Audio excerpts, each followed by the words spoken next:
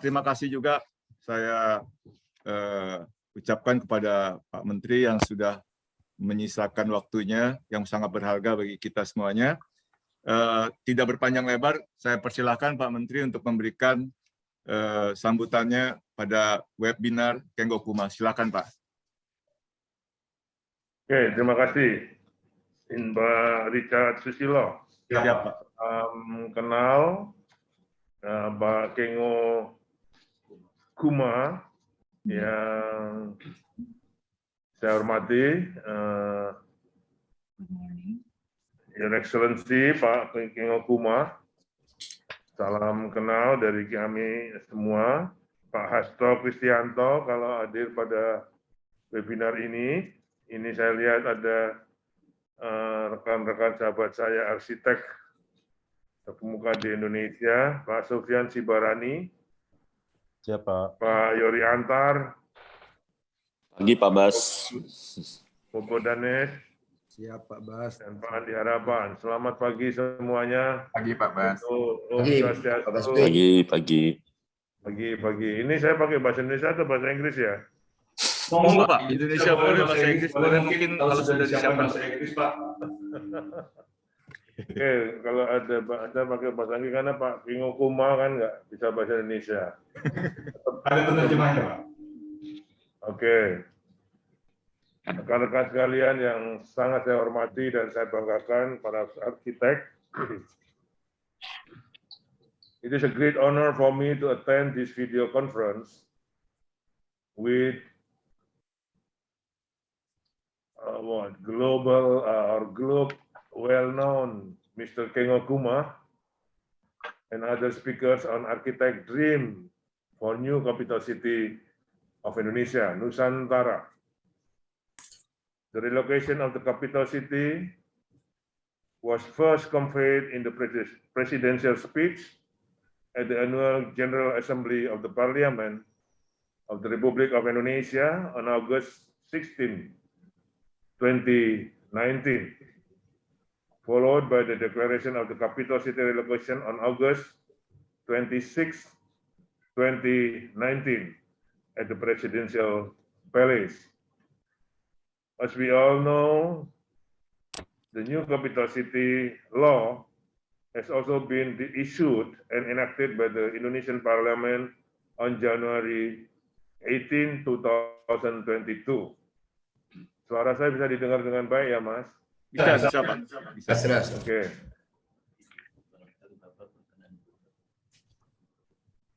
Kita buka ya. According to the President Jokowi, it is his vision. Okay? This is the vision of the President. New capital city of Indonesia is envisioned to be the transformative city toward an advancement of Indonesian civilization. Jadi pemindahan ibu kota tidak hanya memindah physical building from Jakarta to East Kalimantan, but more and beyond than that, it is a transformative city toward an advancement of Indonesian civilization that is supported by three pillars of the new capital city.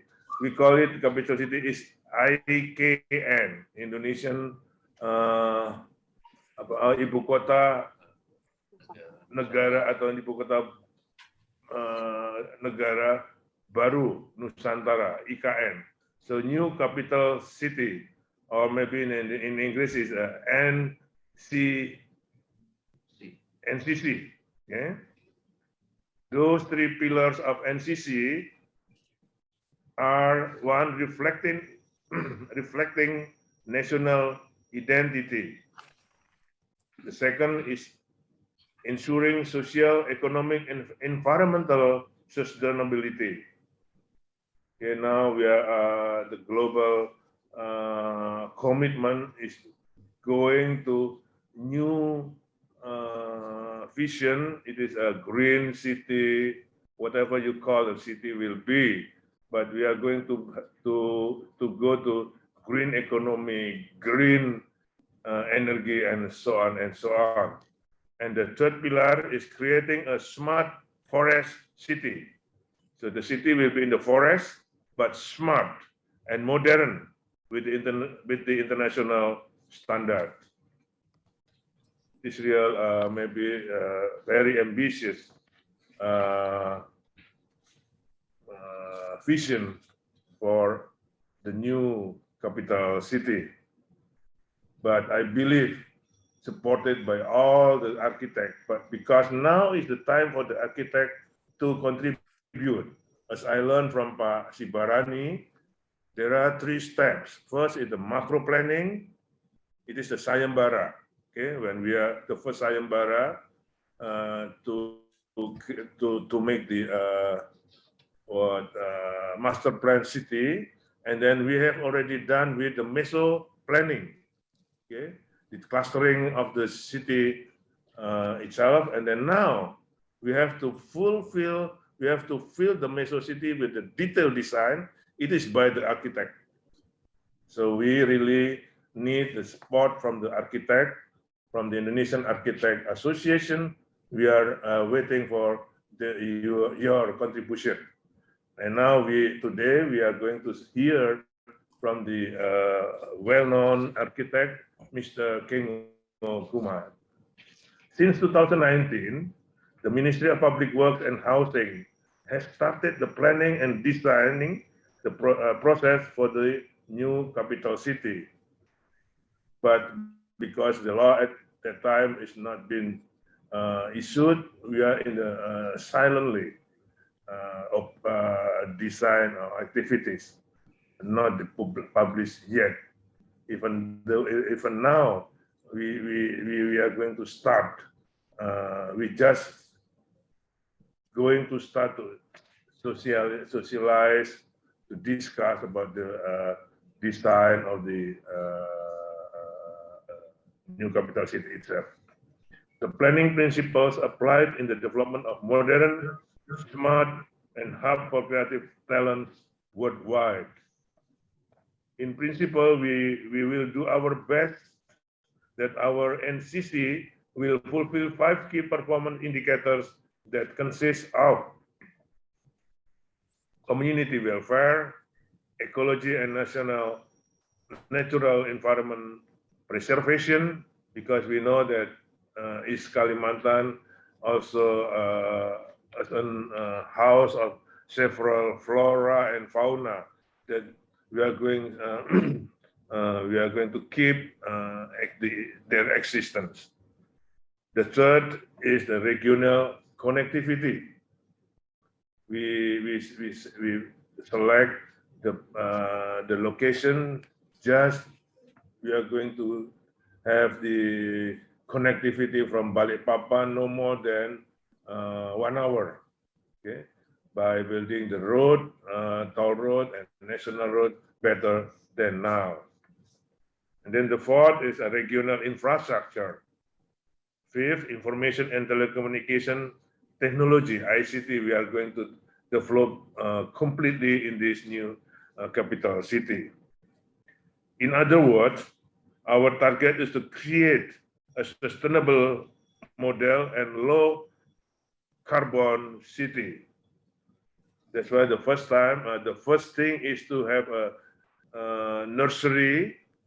Then we are going to plan the plan in this location. Okay, this is the first step that we are going to do, is to plan the plan there, rehabilitation. Because now the location of the new capital city is a industrial forest, yeah, planted by the eucalyptus, and now the eucalyptus itself is about 3 to 5 years old, so it is time for them to be harvested.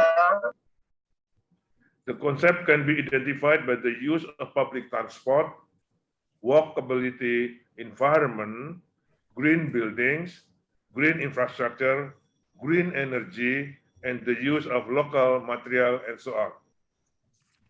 New CC our new capital city will also be a future city that will embrace the potential application of technology, smart infrastructure, smart workplace, smart living, smart transportation, smart environment that I will explain a little bit as follows. First, smart workplace. We want to create systematic workplace in order to uphold collaboration and connectedness between our sector. That the connectedness between the building, but the workplace itself does not has to be in the block, but maybe sometime in the open area for the to collaborate, to share workplace between the sector, between the organization. By implementing a government complex design that is consolidated and connected between buildings, thus creating a collaboration space with business, realizing a healthy and people-oriented work environment and high-performance green office district. There are, if we can reference some property in Indonesia, in Jakarta, like BSD. Sorry, I can say the place. It is also can be as an example that we are going to build. BSD is a small place, but we are going to build in a NCC, the larger space. Smart living. We want to set up a living environment with a compact, high performance, efficient, and livable space to realize community-based, inclusive housing. In Korea, we have Delta, Busan Eco District. That at that time I also attended the the inauguration for groundbreaking. They're just also the small, some hectares to be the example of smart city. Smart, and then the third, smart mobility and transportation. We want to establish a transit-based capital, prioritizing fast, efficient, and healthy movement for city residents, supported by at least 80% public transportation transit, conducive climate for pedestrian, and adopting smart transport and autonomous system. Fourth, smart nature preservation. Sorry.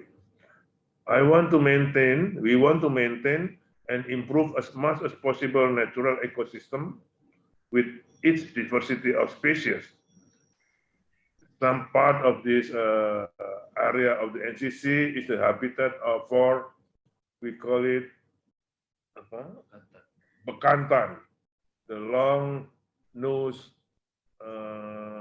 monkey. We have to preserve them, not to disturb their habitat. We also want to have a botanical garden, the International Center for Tropical Forestry, constructed ponds and river banks. We want to create a healthy living by increasing the interaction between built and natural environment under smart forest city. We know that the topography is in this location is undulating, so we have to be careful to develop that area.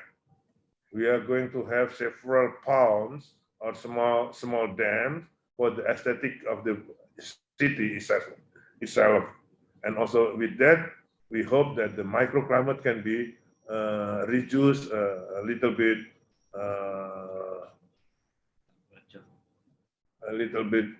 to take down the temperature a little bit colder, like Wonogiri with the Wonogiri. The temperature is can be reduced at least 2% in this local area. So we call it microclimate. It can be changed by developing the several pond or small dams. Smart transportation of nation and culture. We want to create a national and cultural life through shared symbolic spaces. to celebrate the unity and diversity of the archipelago, realizing the design of the Nusantara to be a symbol of the nation progress as a showcase to the world, a space for celebrating unity in diversity, a public space and a historical education. Mr. Kengok Kuma, all my friends, all participants, to conclude, NCC is not only a big urban project for Indonesia, it is a big leap toward a new Indonesia. It provides a huge opportunity as well as huge challenge for architects. As I tell you at the beginning, now is the time for architects to contribute in designing in detail of developing this new capital city. After we set up the macro, meso, and then now come the time for architects to contribute. Urban planners also, urban design specialists and engineers to contribute and to collaborate. We very much welcome new ideas and creative thinking based on modern philosophy that should be combined with our local wisdom. That is why I encourage you, all of you, to discuss and share through discussion forum like today and bring the result to implementation. I really hope that the result of the discussion today can give me the inspiration how to have the better. Now we already work with several architects, but of course, with this discussion, I believe we will have the new, better plan for the new capital city of Indonesia, Nusantara. Thank you very much, Pak Kengok Kuma, Pak Asto, and other speakers. Thank you. Om Swastiastu. Terima kasih Pak Menteri. Tolong di mute.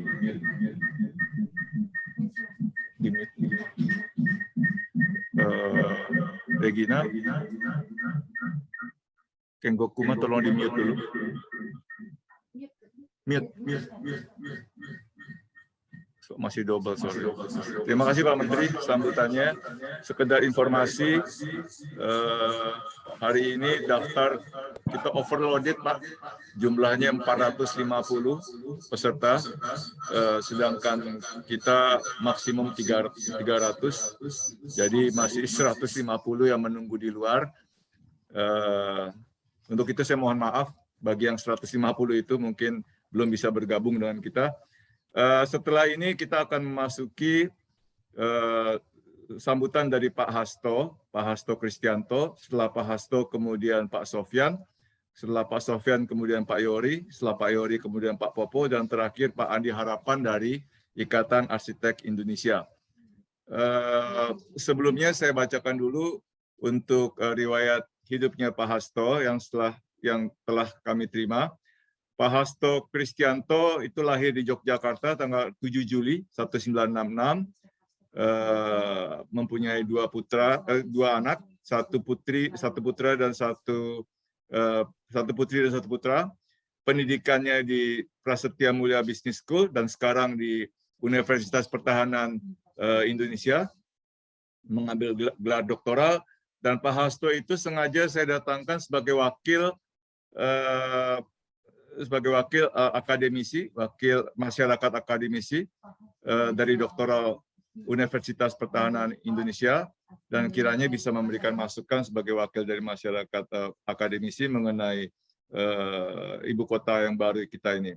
Pak Hasto juga sejak tahun 2015 sampai dengan sekarang sebagai sekjen di DPP PDI Perjuangan, dan pengalaman kerjanya cukup banyak.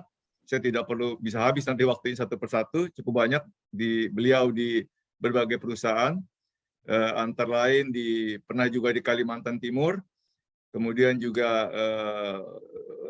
yang terkait dengan development of foundation model of nuclear power plant. Jadi punya pengalaman juga di bidang nuclear power plant. Kemudian juga termasuk kaitannya dengan Pertamina juga ada. Dan setelah itu juga beliau mempunyai banyak sekali aktivitas. Ini satu persatu kalau saya bacakan bisa habis waktunya. Saya persilakan Pak Hasto untuk waktunya. Terima kasih Pak Hasto. Silakan Pak. Baik, terima kasih kami ucapkan kepada Pak Richard Susilo. Selamat pagi. Dan terutama dari Pak Menteri, Pak Basuki. Pak Basuki itu adalah seorang menteri yang sangat visioner, visionary minister, tetapi juga progressive and professional minister. Jadi luar biasa, kita berikan tepuk tangan yang meriah buat Pak Basuki. Oleh Presiden Jokowi, Pak Jokowi ini disebut sebagai Bapak Infrastruktur Indonesia. Suatu kehormatan bagi saya untuk bisa bersama dengan Mr. Kenggo Kuma dan beberapa rekan arsitek yang ikut menentukan masa depan Indonesia, karena Bung Karno juga seorang arsitek.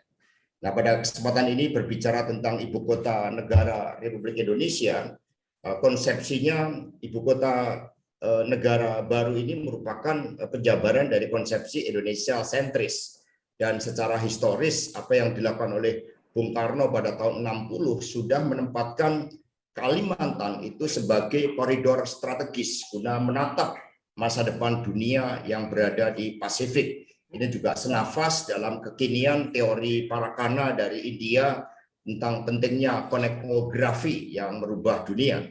Kemudian Kalimantan sebagai ibu kota negara lahir atas cara pandang geopolitik. Nah, kalau kita lihat dalam perspektif historis, maka pandangan yang visioner dari Soekarno dengan menjadikan Kalimantan sebagai koridor strategis itu tidak terlepas dari upaya membangun kepemimpinan Indonesia melalui Konferensi Asia Afrika dan Gerakan Non-Blok.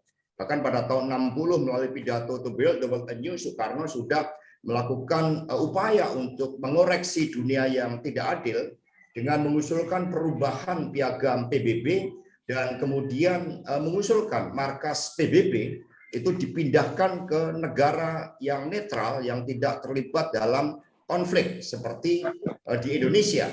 Maka Pak Basuki dan teman-teman arsitek itu yang namanya Bundaran HI itu ada patung selamat datang, itu sebenarnya menghadap ke Hotel Hyatt, karena di Hotel Hyatt itulah Soekarno merencanakan untuk membangun markas besar PBB dan kemudian dihubungkan dengan koridor strategis ke Sarinah melalui jalan bawah tanah, di mana di Sarinah itulah ditampilkan seluruh kebudayaan Indonesia, dan kemudian Jakarta menjadi pusat bisnis dan juga diplomasi internasional kita, kemudian ibu kota dipindahkan ke Kalimantan. Nah, penetapan Kalimantan sebagai ibu kota negara itu merupakan konsekuensi dari posisi geopolitik Indonesia, mengingat di depan Kalimantan, khususnya Kalimantan Timur, itu terbentang suatu kawasan perdagangan strategis dari Selat Sunda hingga ke Selat Makassar. Dan ini juga sesuai dengan teori konektografi dari Parakana. Kita lihat perencanaan koridor strategis dari Bung Karno pada tahun 61-68, di mana Kalimantan itu sudah dicanangkan sebagai pusat pemerintahan dan sekaligus pusat kekuatan udara dari pertahanan Indonesia. Mengingat Soekarno sudah mencanangkan bahwa di dalam upaya melindungi seluruh wilayah tanah air Indonesia, ibu kota negara di Kalimantan itu merupakan sentralnya Indonesia yang oleh Pak Jokowi dijabarkan dengan sangat baik melalui konsepsi Indonesia sentris. Jadi situ sudah digambarkan Kalimantan sebagai koridor strategis, dan kemudian pembangkit listrik tenaga nuklir itu juga direncanakan di Kalimantan. Saat itu Bung Karno mendapat bantuan dari Kennedy, Amerika Serikat, dari Rusia, dari Tiongkok bagi kita di dalam mengembangkan kekuatan energi nuklir tersebut. Ini adalah sebagai konsepsi bagaimana Indonesia menatap masa depan dunia yang berada di Pasifik. Dengan demikian, dalam perspektif historis dan juga membangun kepemimpinan Indonesia bagi dunia, di dalam perencanaan tata ruang dan desain arsitek dari the new capital city kita harus mencerminkan pandangan geopolitik Bung Karno yang mencerminkan suatu kepemimpinan Indonesia bagi dunia yang bebas dari penjajahan. Kemudian semangat dunia baru yang demokratis, yang mengedepankan koeksistensi damai. Jadi berbeda dengan Barat, Amerika Serikat yang mendorong demokratisasi setiap negara. Nah, kalau Bung Karno memperjuangkan dunia yang harus demokratis. Karena setiap negara pada dasarnya memiliki tata pemerintahan tersendiri, kultur tersendiri, desain arsitek tersendiri yang berbeda dengan bangsa-bangsa lain. Kemudian juga memuat rekam jejak kepemimpinan Indonesia yang ikut membangun peradaban dunia melalui konferensi Asia Afrika pada tahun 55, gerakan non-blok dan kekuatan the new emerging forces. Kemudian sejak awal sudah tercermin visi ekologis Soekarno. Tadi Pak Basuki menyebutkan tentang konsepsi the green economy. Itu juga sudah dijalankan oleh Bung Karno aspek ekologi, di mana Brasil, Kongo, dan Indonesia itu ditetapkan sebagai paru-paru dunia. Karena itulah Soekarno tidak pernah memberikan izin bagi hutan di Indonesia untuk dikomersialisasikan bagi kepentingan industri, bagi kepentingan kapitalisme global, kecuali menjadikan hutan Indonesia itu sebagai paru-paru dunia. Maka pembangkit listrik pun dikedepankan oleh Soekarno, pembangkit listrik yang ramah lingkungan. Nah, dengan demikian dari perspektif ideologis, perspektif historis, desain dari ibu kota negara baru nanti harus mencerminkan suatu pandangan ekologi tersebut. Mementingkan suatu pandangan keseimbangan bagaimana alam raya di Kalimantan, Indonesia, dan dunia dengan berbagai filosofi seperti di Bali itu dikenal konsepsi Trihita Karana. Karena itulah tata ruang dan arsitektur harus mencerminkan kepemimpinan Indonesia, kultur Indonesia, dan alam Indonesia. Suatu spirit dari perpaduan the modern city, smart city, tetapi juga didasarkan pada nature kita, didasarkan pada culture kita, nature and culture. Itu suatu hal yang sangat penting menjadi roh dalam seluruh desain tata kota dan juga arsitektur yang ada di situ. Nah, ketika pada tahun 53 Bung Karno sudah mencanangkan suatu city of intellect, maka ibu kota negara baru itu juga harus mencerminkan pentingnya city of intellect atas dasar kekayaan budaya Nusantara kita. Karena itulah ketika Bapak Presiden Jokowi menamakan ibu kota baru sebagai Nusantara, ini pada dasarnya merupakan suatu jembatan historis antara masa lalu Indonesia dan kemudian mimpi Indonesia di dalam membangun peradaban dunia. Inilah yang kita harapkan sebagai suatu core values di dalam membangun seluruh tata kota dan desain arsitek dari ibu kota negara baru.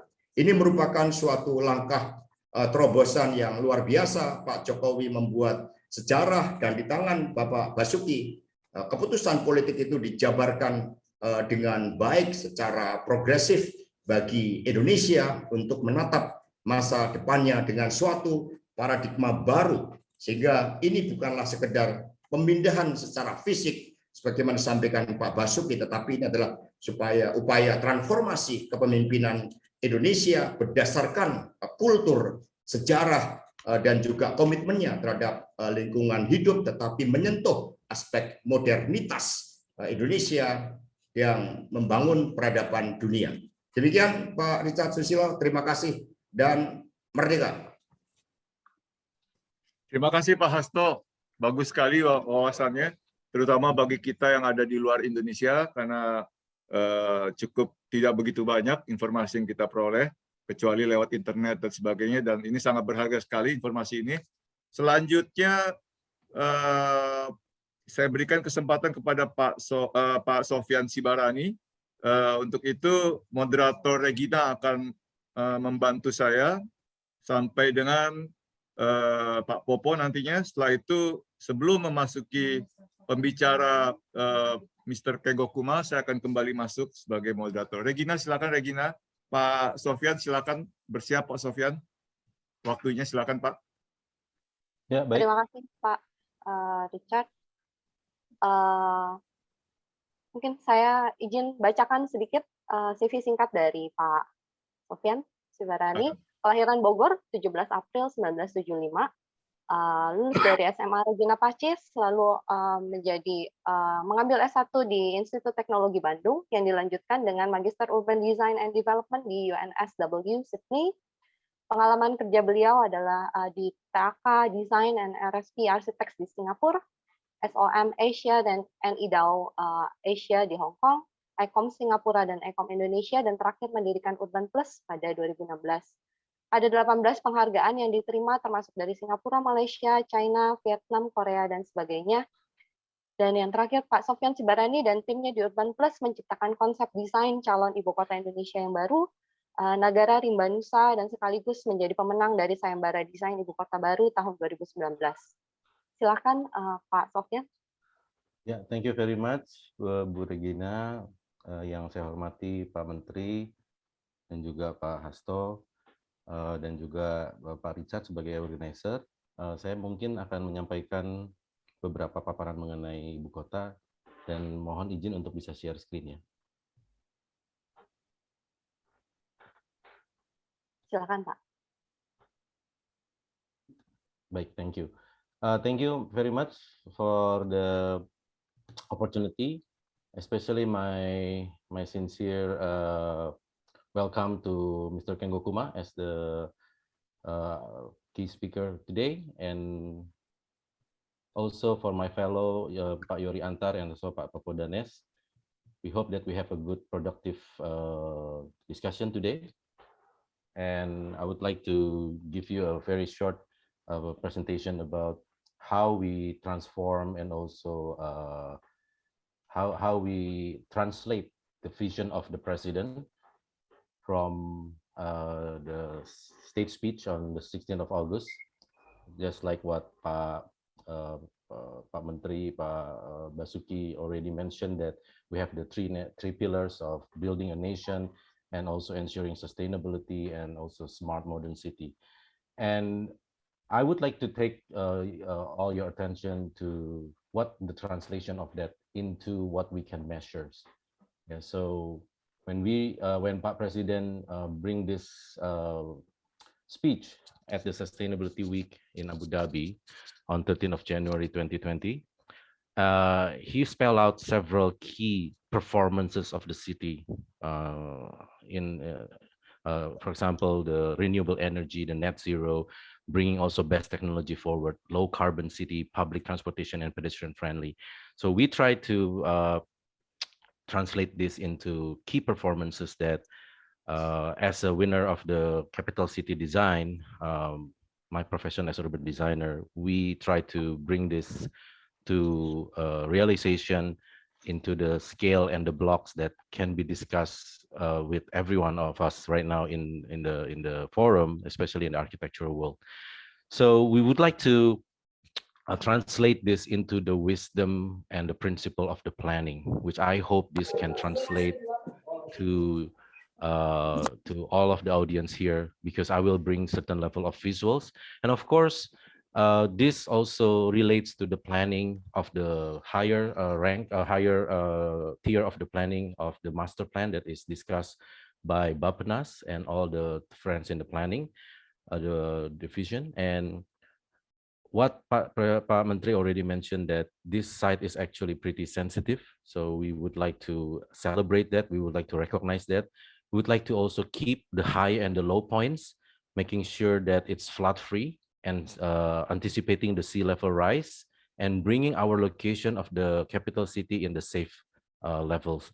And of course, we need road and accessibility frameworks, but this needs to be responding to the topography of the local context. Yeah, and we have hill at the back, and we have also mangrove at the bottom. So we are building something in between of the hill and also the mangrove, the sensitive environment. So we keep all the main road system also connecting between one area to another, but then we also keep the local area to connect this. And we try to also bring in the urban structures and the placement of the landmarks to create a certain level of axis. We create the axis of the executive, judicative, and legislative, and also the axis towards the nature. And with this, we create also certain level of urban and green corridor. The urban area and the green corridor sit side by side to create the connectivity between the hill and the wetlands, and creating this ecology, water, and animal corridor in the bigger scale.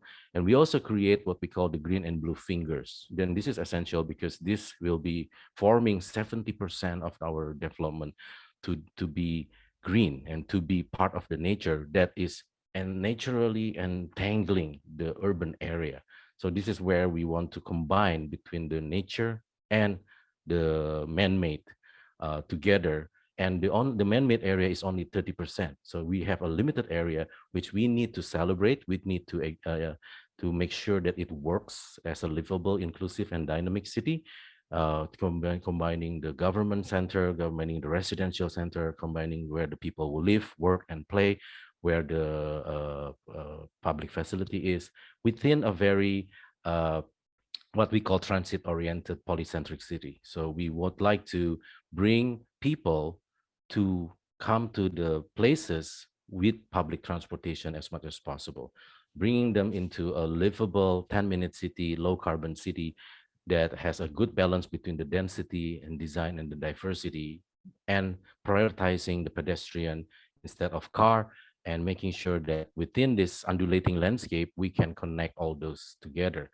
So for example, this is where we push the boundary to create a modeling to make sure that the pedestrian can walk 10 minutes to the public transport and also can walk to the blocks of the buildings. And this is all the ministry surrounding the palace. Yeah. So you can see that the red line is a model that we work together with the MIT professor to work making sure that people can reach this area within the 10 minutes, and the willingness to walk can be enhanced by creating a pedestrian level connection on the second level to make sure that they can connect well. And if you look at the green and the blue framework of the KIPP, we have this very nice entanglement between the urban area and the green area. This is part of the transformation of the caring of environment to make sure that we are always surrounded by the green and the nature, and we can bring in also some climate impact to the environment, the built environment. And we also try to celebrate the diversity of Indonesian nature by creating a botanical garden of collection of the Nusantara greenery in the middle of the capital city. Yeah. And we also try to bring in natural elements like botanical garden and also mangrove to create also the tropical center of forestry. And as a transformation of nationalism and culture, we also bring in this axis between the higher being, the man, and the nature. And we laid out all the story and also the celebration of our culture and diversity in Indonesia along this corridor. And with the istana or the palace as the ending of that, we designed the area below to make sure that we can also look into the undulating nature of the site, which we don't touch, and we want to celebrate this difference of layers of nature, difference of character of the nature of Nusantara in our design. And with that, we create a very unique experience of public spaces, which also characterizing the Indonesian landscape of hills and valleys and greenery. And yet there is also a block system of urban, which we want to bring in the relationship of building and nature to be in a very different condition like the typical Indonesian or modern building. We would like to bring in a lot of forestry and greenery and nature networks into our working area. So the government complex that is consolidated and integrated with nature, we try to also promote the natural material like the timber and also the green roof and greenery, urban greenery into the buildings. And we try to also transform the way we work by creating a building that is hybrid, indoor and outdoor. Not everybody have to work indoor, and blended with nature. multi-layered program, seamless workplace, integrated zones, and future-ready workplace.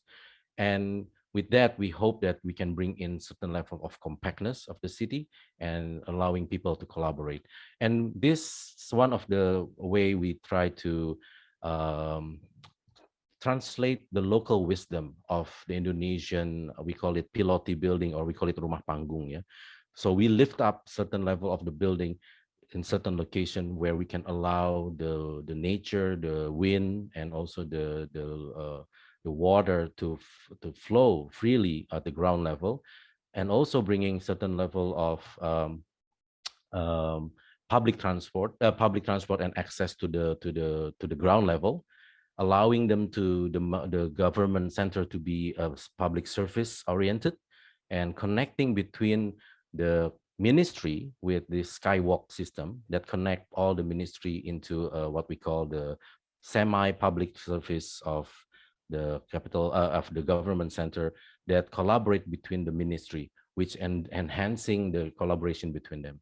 So this is some of the schematics or thinking on how we can change the block of the architecture of the building that also can transform the way people work and live and play.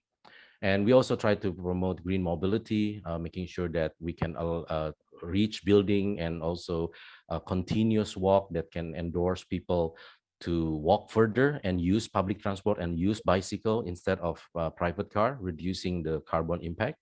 And we also try to make sure that it's integrated with the smart infrastructure and also the future-ready infrastructure like autonomous car, etc.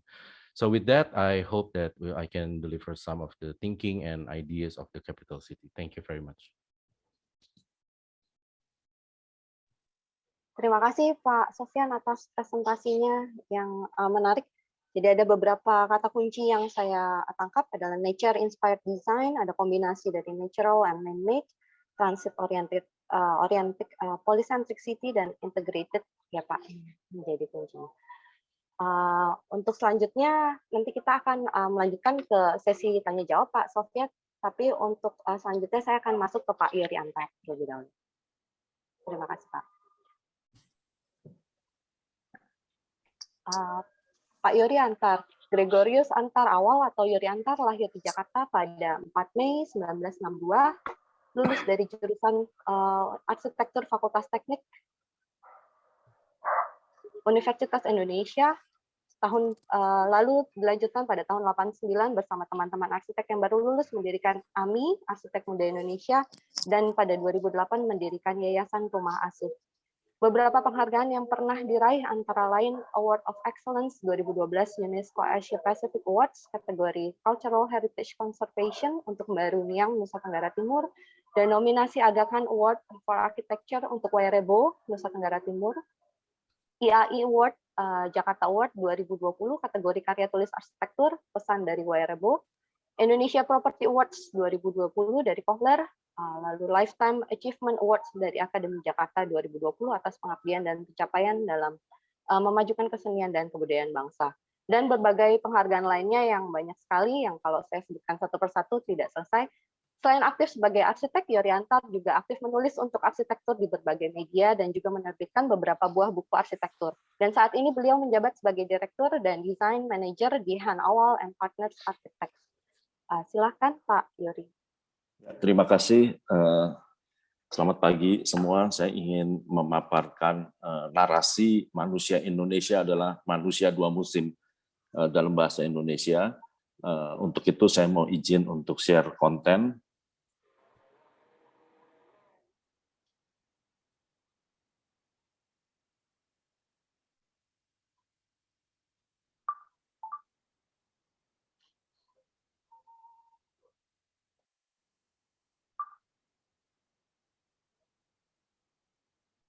Sebentar ya.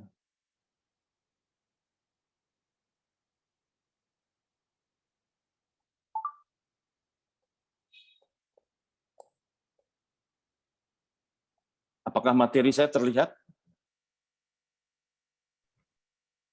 Pagi? Belum, Pak. Belum. Oh, belum ya? Belum, Sebentar ya. Ya. Saya share sekali lagi.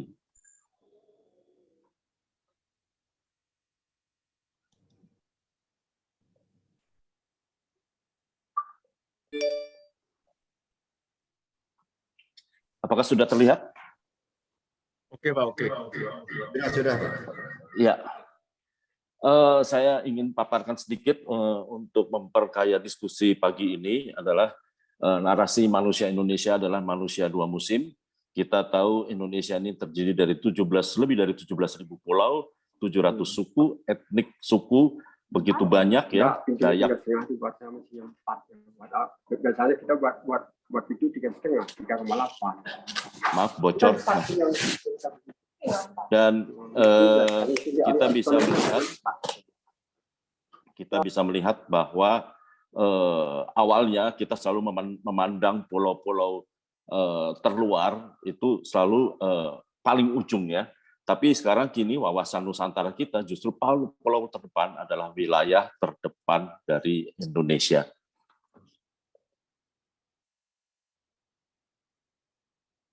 Nah, ini adalah kekayaan budaya Indonesia dari Sabang sampai Merauke, begitu kaya, bahkan di satu Pulau Nias itu bisa ada lebih dari 70 jenis arsitektur.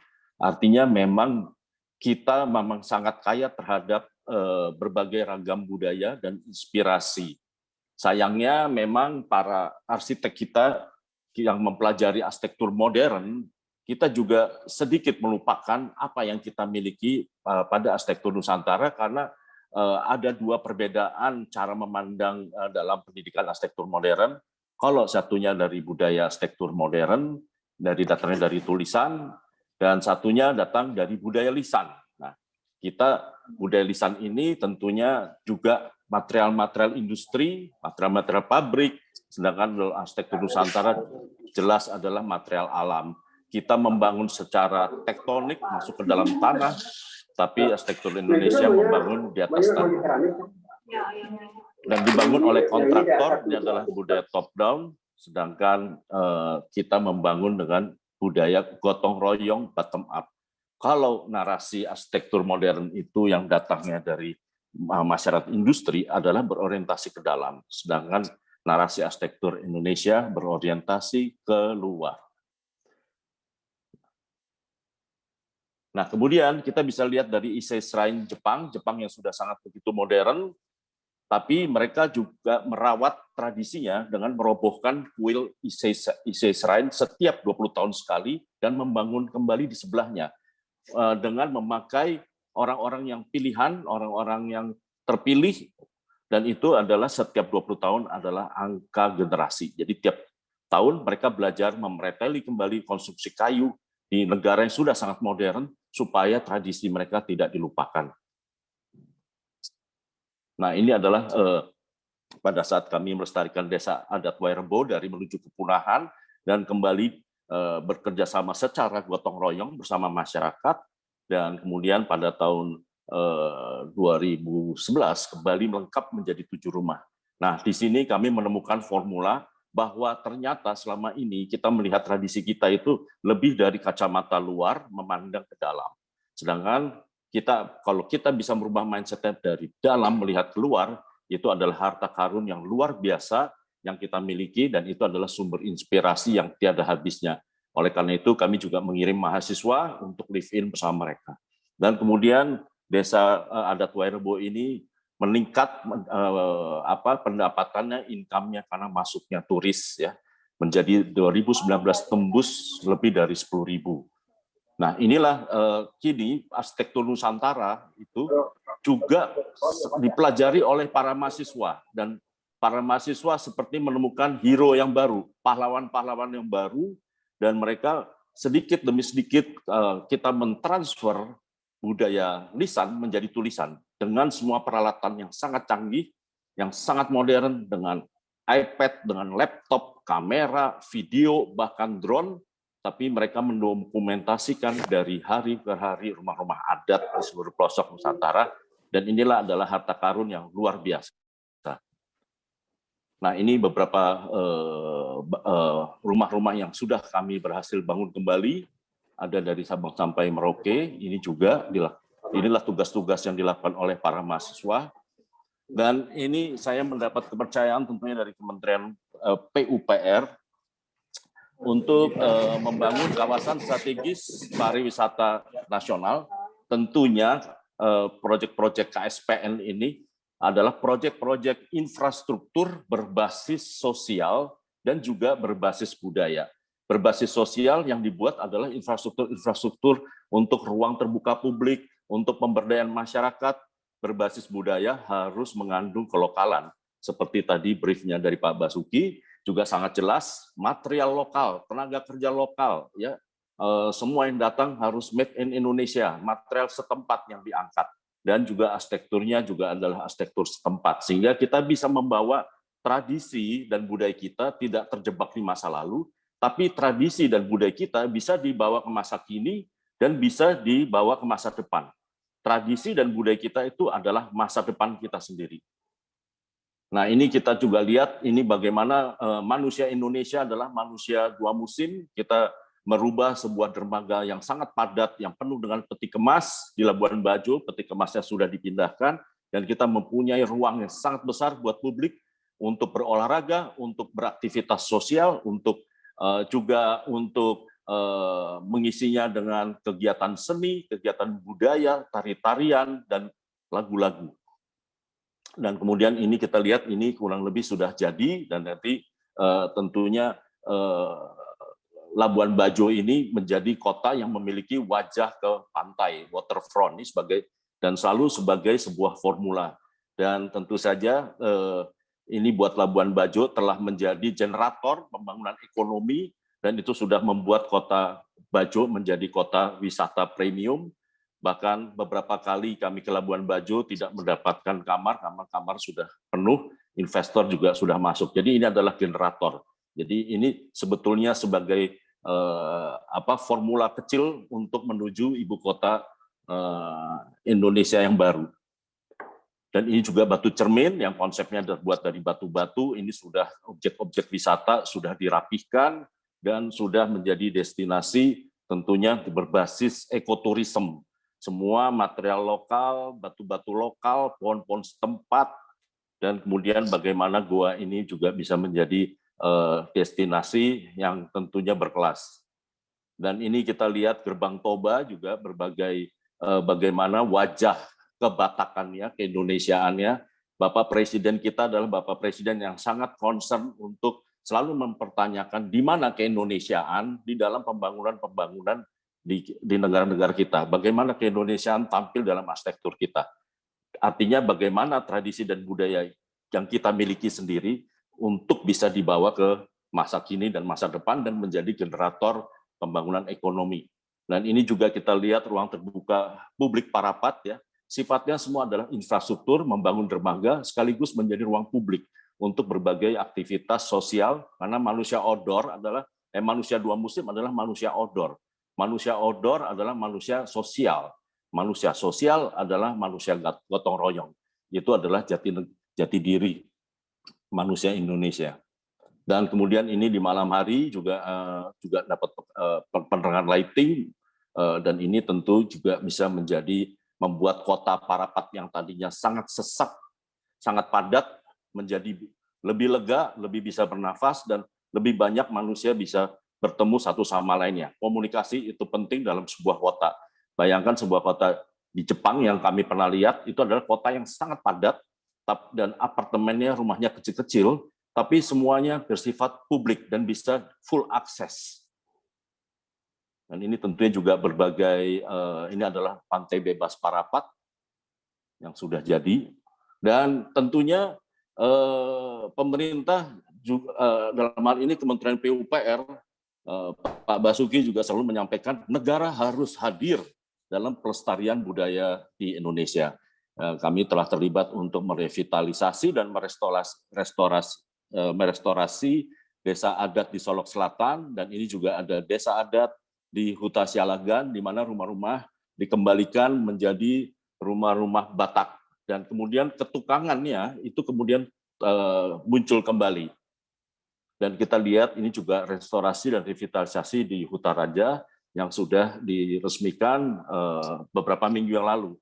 Dan ini membangkitkan bahwa masyarakat di sekitar Danau Toba ingin merestorasi kembali rumah-rumah adat. Karena selama ini mereka melihat, oh ini kan rumah masa lalu. Tapi ternyata ini justru yang akan menjadi daya tarik jati diri dan sumber inspirasi. Saya rasa itu saja paparan kami, tapi sedikit kita harus memberikan poin bahwa pemerintah kita saat ini memberikan kesempatan yang sangat besar buat para arsitek untuk merancang ibu kotanya sendiri, ya, untuk bergotong royong membangun ibu kota sendiri. Itu adalah sebuah kesempatan yang sangat luar biasa bagi semua tenaga kerja, tenaga ahli dari Indonesia. Saya rasa itu saja, sekian dan terima kasih. Terima kasih Pak Yori atas presentasinya yang sangat menarik. Ada beberapa hal yang mungkin bisa saya point out. Unity in diversity ya Pak. Pulau paling ujung menjadi pulau yang paling terdepan itu sangat menarik. Dan yang menarik lainnya itu saya tadi sangat tersentuh atas lokalitas yang dibawa ke global. Jadi bahwa lokalitas budaya kita saat ini itu bukan lagi masa lalu, tapi adalah masa kini dan masa depan dari bangsa Indonesia. Terima kasih Pak Yori. Mungkin untuk selanjutnya saya akan masuk dulu ke Pak Popo, baru nanti kita akan kembali ke Pak Yori dalam diskusi. Insinyur Nyoman Popo Priyatna Danes, IAA, seorang arsitek yang juga sebagai penggiat budaya dan pariwisata. Popo dikenal akan reputasinya dalam memperkaya arsitektur kontemporer Bali melalui desain-desain fasilitas pariwisata. Selama 30 tahun menggeluti dunia desain, Popo kini lebih memfokuskan kepada pembangunan fasilitas pariwisata, terutama resort, yang selalu menampilkan identitas arsitektur tropis dan budaya lokal dengan perhatian yang menyeluruh terhadap isu lingkungan. Proyek yang didesain tersebar di berbagai negara di Asia Pasifik selain di Bali dan Indonesia. Hal ini yang membuat Popo terkoneksi baik dengan sejawat di Asia Pasifik dan juga membuatnya aktif dalam berbagai forum internasional. Selama 2 tahun terakhir ini, Popo dilibatkan sebagai perencana arsitektur dalam pembangunan yang berskala menengah dan besar oleh pemerintah. Silahkan Pak Popo. Terima kasih Mbak Regina. Terima kasih juga Pak Richard Susilo untuk organizing acara yang sangat spesial ini. Selamat pagi kepada yang terhormat Pak Menteri PU, Pak Basuki, yang saya hormati, Pak Hasto, dan teman-teman arsitek, Mas Yori, Mas Barani Sofyan. We have to congratulate you for all of this great achievement and making the master plan. Pak Andi Harapan juga ada di sini. And especially our key speaker, Mr. Kengokuma, really nice to get together with you in this occasion. Jadi melihat apa yang menjadi pembicaraan di Indonesia, maaf saya tidak pakai pemaparan, tetapi saya menyampaikan beberapa poin-poin yang kami anggap memang sangat penting diperhatikan menurut pandangan saya tentang pembangunan IKN ini. Jadi pertama adalah bahwa Indonesia memiliki opportunity yang luar biasa. Tadi sudah disampaikan oleh Pak Menteri PU, Pak Hasto, dan secara visi juga oleh Mas Barani. Tadi banyak sekali sudah terjelaskan kepada kita semua tentang bagaimana IKN itu. Akan tetapi yang harus kita lihat bahwa Indonesia ini negara yang sangat bersyukur, harus sangat bersyukur. Karena kita membuat ini dan kita memiliki semua best ingredients untuk menjadikannya sebuah legenda baru dari negeri ini gitu ya. Jadi best ingredient saya bilang site kita tidak terbatas karena tanah kita yang luas, pulau, dan memang tentunya kita semuanya harus menyetujui secara lokasi itu akan membuat Indonesia lebih tersentralkan secara operasional negara ini ya. Jadi tidak center ke barat tapi nanti akan sentral dan terutama juga connectivity ke daerah-daerah yang lain. Nah, selain site yang melimpah, tentunya kita juga melihat bahwa kita memiliki resources yang tidak terbatas. Namun, walaupun resources kita sebutkan tidak terbatas, saya juga ingin saling mengingatkan di antara kita bahwa penting sekali bagi kita untuk melakukan audit awal dan akhir gitu ya. Jadi ini juga yang biasa kami lakukan karena salah satu isu yang menjadi pembicaraan tentang ibu kota baru ini tadi sudah dijelaskan oleh Pak Basuki tentang biodiversity gitu ya, kekayaan keanekaragaman hayat yang lain. adalah bahwa di sini juga ada isu-isu lingkungan yang lain, bekantan lah, bekas tambang dan sebagainya. Nah, saya mengajak kita semua harus berpikir positif bahwa kita bisa memanfaatkan ini, bahwa ini bukan disadvantage, bahwa ini adalah sebuah advantage yang besar untuk bangsa ini. Ya, bahwa kita akan memperbaiki situasi lingkungan dan menurut saya kita semuanya harus melakukannya dengan sangat terukur. Ya, misalnya resources kita tentunya dari awal sudah bisa mengukur volume dari kapasitas-kapasitas yang kita perlukan, kapasitas quarry, raw material, kemudian ada baja mungkin dan sebagainya, sehingga kita juga bisa planning dari awal dan kita bisa membuat mapping of the resources. Jadi in and out-nya itu bagaimana sehingga semuanya bisa terpresentasikan dengan baik, mengingat sekarang ini adalah dunia global yang sangat transparan gitu ya. Jadi ini juga saatnya kesempatan kita untuk menunjukkan kepada dunia bahwa kita mampu dan kita melakukannya dengan sungguh-sungguh. Dan isu di sini agendanya adalah memperbaiki lingkungan gitu ya. Dan itu dari sisi resources, tentunya juga kita tidak lupa bahwa kekayaan yang lain tadi Yori sudah menyampaikan tentang budaya. Nah, budaya ini juga memang harus terwakili. Kami juga dalam pekerjaan kita sehari-hari selalu ingin sangat konsisten melakukan transformasi budaya yang benar ya. Bagaimana kita mengkinikan budaya itu dengan baik. Nah, apalagi juga hal yang lain yang sangat menguntungkan untuk saya adalah soal timing. Ya, timing tentu ini challenging time ya, habis COVID yang tidak mudah ya. Mungkin juga dari sisi pembiayaan, saya tidak tahu. Akan tetapi timing yang lain bahwa pengalaman COVID ini kan memberikan kita pelajaran bahwa tidak semuanya harus dilakukan dengan bertemu langsung misalnya ya. Jadi banyak hal yang bisa kita lakukan secara remote. Kemudian value dari outdoor dan indoor space itu kita dapat konfirmasi bahwa hari ini value-nya sama. Banyak sekali orang yang lebih nyaman bertemu outdoor daripada indoor pada saat ini. Dan hal-hal ini sebetulnya akan menguatkan kita bahwa kita melakukan setting yang lebih ecological friendly tentunya ya. Jadi bagaimana kita recalculate volume. Seberapa sih kita mesti hidup indoor di dalam ruang-ruang yang tercipta di ibu kota negara yang baru ini. Saya sendiri melihat dari keseluruhan ya, apalagi tadi sudah mendengar dari Mas Sibarani langsung, saya melihat bahwa yang dibuat Indonesia saat ini itu sebetulnya adalah Grand National Park yang ada fungsi pemerintahan di dalamnya. Nah, jadi sehingga storytelling ini harus berjalan dengan sangat baik dan dirunut ya, semua proses kita akan record bahwa ini tidak terjadi semata-mata. Nah, untuk menciptakan itu bagaimana?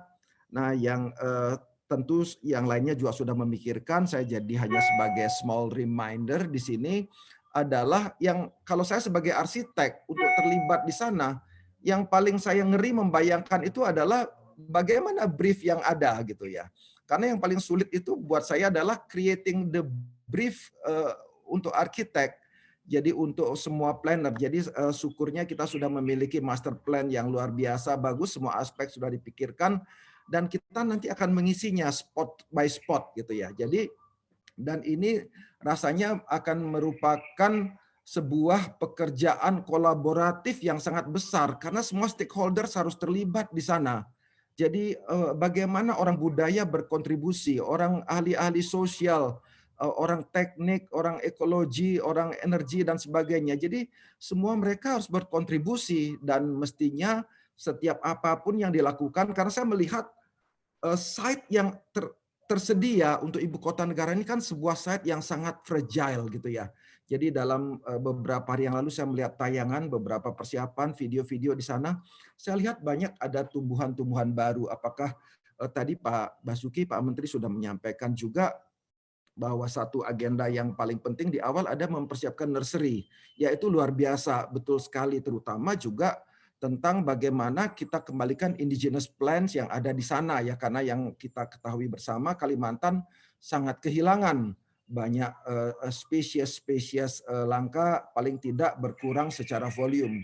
Jadi bagaimana kita mengembalikan dan dengan satu recording yang bagus sehingga kita pada akhirnya nanti saya melihat ini sebagai proyek 10-20 tahun paling tidak ya, kita akan melihat bagaimana ibu kota negara ini before and after. Dan semua yang terlibat di sana memang adalah benar-benar satu tim besar yang menempatkan Indonesia dalam sebuah platform baru di panggung dunia, bahwa kita ini bangsa yang benar-benar sesuai dengan standar yang diharapkan oleh dunia global saat ini, pada saat semua orang berpikir dan berbicara tentang climate change ya, tentang hal-hal yang bersifat green dan sebagainya. Kita memiliki itu semua, semoga semuanya bisa kita wujudkan dalam sebuah mahakarya. Tentunya teman-teman arsitek di Indonesia semuanya juga senang untuk berpartisipasi dalam level manapun, memberikan kontribusi terbaiknya untuk menjadikan ini sebagai kebanggaan baru dari bangsa ini. Semoga kita pada akhirnya memiliki sebuah ibu kota yang menjadi buah bibir dari bangsa-bangsa lain di dunia. Jadi saya hanya memiliki waktu 5 menit, saya pikir sekian cukup, nanti kita lanjutkan dalam tahap diskusi. Terima kasih. Terima kasih Pak Popo, ini sangat memberikan inspirasi ya Pak. Tadi ada beberapa kata kunci yang mungkin bisa saya review. Satu, ada membuka konektivitas, itu menjadi satu hal yang penting. Kolaborasi dari berbagai stakeholder itu juga jadi sangat penting. Dan yang tidak kalah pentingnya adalah ecological friendly atau isu lingkungan itu, bagaimana kita bisa membawa isu lingkungan itu menjadi ke arah yang positif. Dan yang terakhir, harus berpikir positif selalu ya Pak Popo ya. Terima kasih Pak Popo. Nanti akan kembali kepada Pak Popo di diskusi. Selanjutnya saya akan beralih ke Pak Andi Harapan. Andi Harapan lahir di Nagasari Bu di Tapanuli Selatan pada 9 Agustus 81. Lulus dari arsitektur ITB dan dilanjutkan dengan mengambil landscape engineering di University of Applied Science Erfurt, Germany. Dilanjutkan dengan magister departemen arsitektur di ITB dan juga doktoral di arsitektur ITB. Saat ini beliau tergabung dalam IAI, cukup banyak ini organisasi yang digabung oleh beliau, ada di IAI, Green Building Council Indonesia, Ikatan Ahli Bangunan Hijau Indonesia, Masyarakat Konservasi dan Efisiensi Energi Indonesia, serta ASEAN Arsitek. Selain aktif di organisasi, beliau juga merupakan seorang akademisi yang aktif mengajar di Winaya Mukti Bandung, serta sebagai peneliti di ITB. Silahkan Pak Andi. Terima kasih Bu Regina, Pak Richard atas kesempatan yang diberikan kepada kami. Saya mewakili Ikatan Arsitek Indonesia dan sebagai pengurus nasional di bidang 9 Badan Sayembara dan Penghargaan. Terima kasih juga untuk diskusi di pagi hari ini dengan Pak Bas dari Kementerian PU, dan ada Pak Hasto juga, Pak Yori, Pak Popo, Pak Sibaradi, para senior arsitek yang sangat memberikan kontribusi tentang arsitektur Indonesia, dan tadi sudah disampaikan juga bagaimana master plan untuk ibu kota negara ini dibuat, dan tadi juga Pak Yori juga memberikan kontribusi yang sangat menarik juga tentang arsitektur Indonesia atau Nusantara seperti apa, dan tadi juga Pak Popo juga memberikan tentang hal budaya, terutama masalah kolaborasi ya, menjadi sangat penting gitu. Nah, di sini terkait dengan apa yang kami akan paparkan di pagi hari ini adalah perlunya sayembara desain. Bagaimana kita tadi ada kalimat yang paling menarik itu adalah kolaborasi gitu ya, dan itu yang coba kami berikan di pagi hari ini dari IAI untuk membuat ibu kota negara baru ini menjadi lebih menarik lagi gitu. Dan tadi sudah disampaikan juga oleh Pak Bas bahwa memang sudah dilakukan perencanaan yang sifatnya makro. Tadi disampaikan oleh Pak Sibarani sebagai pemenang untuk master plan itu, bagaimana master plan dibuat dengan visi misinya dan juga desain yang begitu sangat kolaboratif sekali. Tidak hanya dari bidang arsitektur saja, tapi juga dari master planning dan bahkan bidang-bidang lain ikut terlibat di dalamnya. Kemudian tadi juga disampaikan ada skala lebih rinci lagi, yaitu MISO, perlu nanti dibuat bagaimana pendetailan dari master plan tersebut, dan bahkan nanti yang kami garis bawahi di sini adalah masalah bangunannya. Apalagi ini kan ibu kota negara baru ya, dan ini menjadi kebanggaan Indonesia, dan bahkan ini menjadi bangunan publik yang nanti akan sangat menarik. Alangkah menariknya kalau semua bangunan publik tersebut disayembarakan. Dan kami dari Ikatan Arsitek Indonesia terkait dengan bidang sayembara sangat berharap sekali, terutama untuk para arsitek, tadi disampaikan Pak Yori, Pak Popo, ikut terlibat di dalam perancangan bangunan-bangunan publik di ibu kota negara baru ini. Dan di sini kami mengambil bagaimana sebenarnya bangunan-bangunan publik ini sebenarnya sudah diatur di dalam peraturan penyelenggaraan sayembara arsitek Indonesia, dan yang terus kami lakukan perbaharuan dan lain-lain gitu.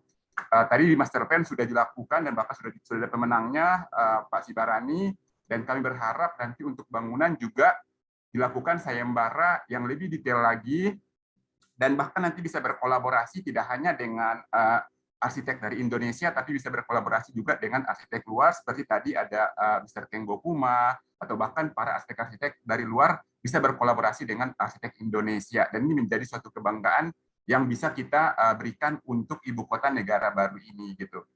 Dan sebenarnya dari kami juga dari Ikatan Arsitek Indonesia bisa dibuat nanti skala sayembara juga bisa banyak ya, bisa skala sayembara sifatnya tadi internasional, adanya kolaborasi antara arsitek luar dengan arsitek Indonesia sendiri gitu. Dan bahkan nanti dengan bahkan walaupun hanya bangunan-bangunan publik yang pelengkap itu pun bisa disayembarakan, bahkan bisa melibatkan yang namanya mahasiswa arsitek Indonesia gitu, supaya semua orang tuh benar-benar berkontribusi dan berkolaborasi gitu ya. Dan itu sangat menarik terutama buat para calon-calon arsitek atau bahkan arsitek di Indonesia, itu kita bisa melakukan kolaborasi tadi dengan tanda petik ada kegotong royongan itu gitu.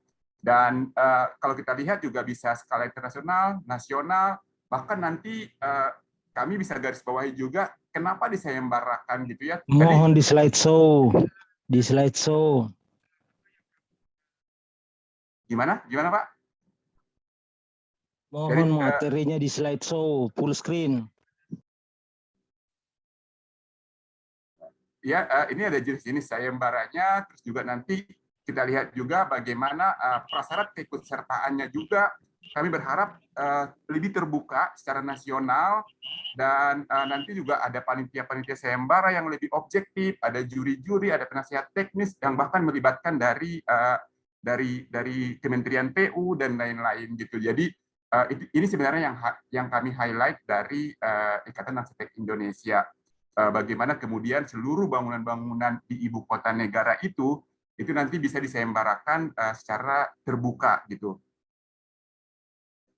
Kira-kira begitu Bu Regina yang bisa kami sampaikan, karena tadi sebenarnya sudah disampaikan oleh para arsitek kita, ada Pak Yori, Pak Popo, dan juga Pak Sibarani terkait dengan lebih arsitekturalnya, tapi di sini yang kami sampaikan adalah alangkah menariknya jika seluruh fasilitas publik tersebut disayembarakan. Terima kasih.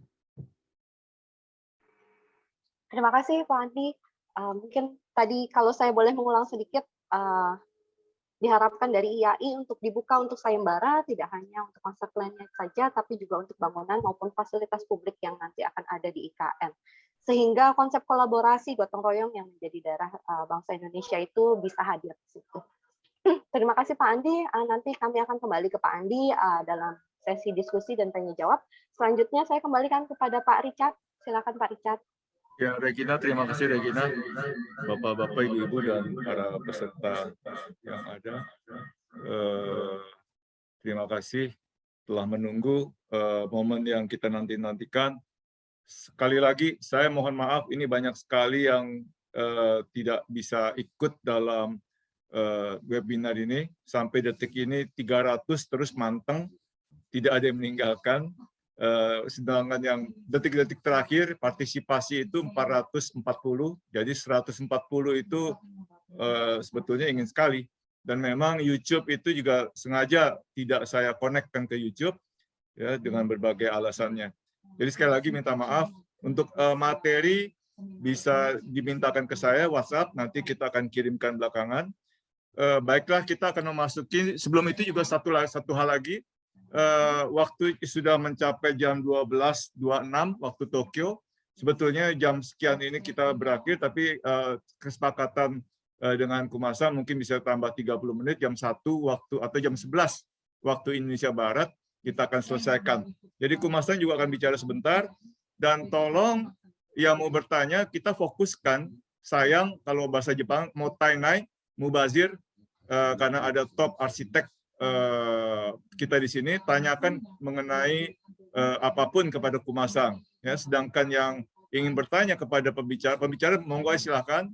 Tapi nanti kita akan lihat waktunya juga. Ya. Kumasang saya rasa Mr. Kengokuma saya rasa tidak perlu lagi disebutkan riwayatnya karena memang sudah sangat terkenal. Lahirnya tahun 54 di Kanagawa, Jepang, dan lulusan dari Universitas Tokyo arsitektur, dan dia adalah pencipta atau pendesain dari gedung bangunan olahraga nasional di Tokyo waktu untuk Olimpiade dan Paralimpiade kemarin itu.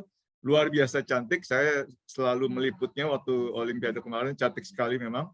Kemudian dia sempat berada di New York, kemudian di Columbia sebagai pengajar, University Columbia, kemudian juga di Keio University, kemudian juga karya-karyanya juga sudah tersebar banyak sekali, Amerika, Skotlandia, Jerman, di Prancis, di Swiss, Italia, di Australia, di Cina, di Taiwan, Thailand, Malaysia, Kanada, tentu saja di Jepang, dan juga ada di Indonesia beberapa karyanya.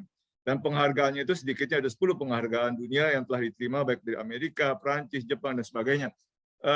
Kumasang akan bicara dalam bahasa Jepang, saya akan menerjemahkan dalam bahasa Indonesia. Pertanyaan silakan nantinya setelah ini ada question and answer dalam bahasa Inggris silakan, mau bahasa Indonesia silakan.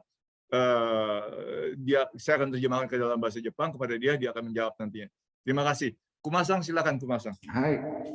はい、今日はですね、こういうふうにしてインドネシアの皆さんとお話ができて、僕はとても感謝しています。 Hari ini terima kasih sekali, saya sangat senang bisa bertemu dengan teman-teman dari Indonesia dan mudah-mudahan bisa bermanfaat apa yang saya sampaikan nanti. 今回のですね、新しい新首都の計画、ヌサンタラの計画というのは、私はインドネシアにとって重要であることはもちろんですけれども、世界中にとって、人間にとって、人類にとって非常に重要なプロジェクトだというふうに考えています。 Proyek IKN yang ada di Indonesia itu sangat bagus sekali, sangat berguna bukan hanya bagi Indonesia menurut saya, tapi juga sebetulnya bagi dunia, karena ini menarik perhatian bagi seluruh kalangan yang ada di dunia, perpindahan apalagi mengenai perpindahan ibu kota dari Jakarta ke Kalimantan. なぜそんなふうに重要かというと、この新首都がコロナのという、今まで人類の今までいろいろ体験してきたいろいろな危機の中でも、最大と言ってもいい危機の後に、できる、初めての新首都になるからです。 Mengapa menarik sekali hal ini? Karena pertama berada pembangunannya di saat pandemi corona. Berarti ini akan menjadi ibu kota yang pertama di dunia yang dibangun setelah pada saat dan setelah ya mudah-mudahan kita berharap akan berakhir corona pada saat corona saat ini. Jadi memiliki sejarah bagi dunia dan juga artinya bagi manusia mengenai pembangunan IKN Indonesia yang baru ini. このコロナというのは、私は人類の歴史、20万年の歴史、ホモ・サピエンスの歴史の中の、一つの折り返し点だというふうに思っています。 mengenai pandemi dan sebagainya, menurut saya juga ini adalah perputaran balik dari sejarah. Mungkin di zaman dulu 200.000 tahun yang lalu juga ada pandemi seperti ini dan kita kembali mengalami kembali, tapi mudah-mudahan akan segera berakhir dan kita akan beraktivitas kembali. その折り返し点という意味は、その20万年の歴史というのは、以前から人工物へ、以前から都市へというふうな、一つの単純な坂道だったということができます。私はその坂道を折り返して、自然に対して戻る都市から自然に戻る、人口から自然に戻るという大きな折り返し点がこのコロナという危機だというふうに思っています。Kembalinya keadaan kita saat ini seperti yang saya ceritakan tadi, mungkin kembali kita kepada 200.000 tahun yang lalu, di mana dari masih hutan, masih rimbun kepada perkotaan, kemudian kita sekarang kembali, mungkin ada bagusnya kembali dari perkotaan kembali ke alam, alamiah kembali. で、ところが今までそのコロナの前のいろいろな新首都の計画、世界にいろいろあったわけですけれども、例えばブラジルのブラジリアだとか、オーストラリアのキャンベラだとか、あるいはベルリンもですね、そういうふうにして新首都の計画としてあったわけですけれども、そういう今までの新首都というのは、すべてその坂道の前の段階、折り返し点の前の段階、すなわち都市へ向かって、人工物へ向かってという道の途中で作った新首都なので、これからの時代の新首都には全く合わない計画ばかりだったわけです。Sama seperti yang sejarah yang ada di masa lalu juga dengan Kolombia, di Australia dan berbagai negara, rupanya perputaran hidup ini juga kita alami pada saat ini, sehingga semuanya akhirnya pada akhirnya kembali kepada alam kembali, dan itu memang tampaknya mesti kita terima dengan baik keadaan ini, karena memang tampaknya akan kembali in the future, di masa depan akan lebih baik tampaknya untuk kembali ke alam dan dengan keaslian yang ada. で、そういう20世紀に作られた今までの新首都の計画というのは、すべて20世紀の状況というのは環境問題もない。それから、ICT のテクノロジーもない。それから多様性というのは重要じゃなかった。西洋中心。で、そういう20世紀の初めの頃の状況に基づいて計画されて作られたのがそれらの20世紀の新首都でした。で、ところがこのヌサントラは全く違う状況の中でデザインされるべきだ。全く違ったものになるべきだというふうに僕は思っています。Kita akan melihat juga di masa mendatang berbagai keterkaitan satu sama lain juga, seperti lingkungan hidup, mengenai IT, mengenai matahari, di mana di masa lalu tidak ada, tapi sekarang dengan kompleksitas yang ada, itu harus kita perhatikan, dan tampaknya memang sangat berbeda keadaan yang akan kita alami di masa mendatang ini dengan keadaan di masa lalu. 例えばその今の3つのことを僕は挙げましたけど、環境問題、全くない時代にそれらの案はデザインはされましたけれども、実際今の環境問題、今まで考えてもなかった地球温暖化によって、もしかしたら人類はもうこの地球上にいられなくなるかもしれないということが起こっています。そういう問題に対応する都市はどうあるべきか。その時に考えられるべきは、例えば空調というようなものがなくて、自然の風だけで暮らしていけることができるんじゃないか。そういう可能性も僕は考えるべきだというふうに思います。Misalnya mengenai lingkungan hidup, di mana di zaman dulu itu tidak ada, kemudian sekarang itu kita muncul dengan lingkungan hidup, berbagai masalah yang ada, itu juga mempengaruhi masalah-masalah desain yang ada saat ini, dan kita juga harus memikirkan bagaimana memecahkan desain ada dengan menyesuaikan keadaan lingkungan hidup yang ada pada saat ini. Misalnya saja, kalau pada saat lampau itu kita bisa terbuka karena memang belum ada masalah lingkungan hidup dan sebagainya, sekarang itu menjadi bermasalah dengan adanya masalah lingkungan hidup. Lalu kalau kita kembali kepada alam, bagaimana ini mengatasinya masalah-masalah ini? Karena akan berbeda sekali dengan pada saat kita mengatasi di zaman lalu.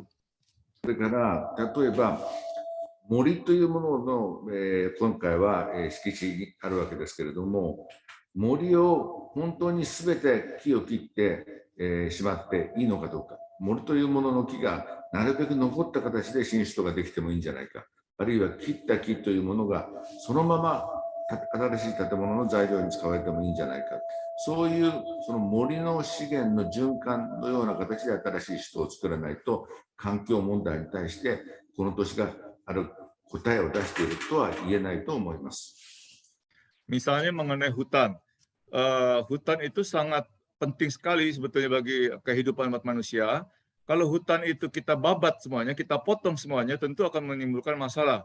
Oleh karena itu kita harus melestarikan hutan dengan baik, dan juga kita harus menyisakan, walaupun ada yang dipotong, tapi kita harus menyisakan kembali beberapa tempat reboisasi, penghijauan kembali, sehingga kita bisa memanfaatkan semuanya itu dengan baik, bukan hanya bagi manusia sendiri, tapi juga bagi kelestarian alam lingkungan kita semua.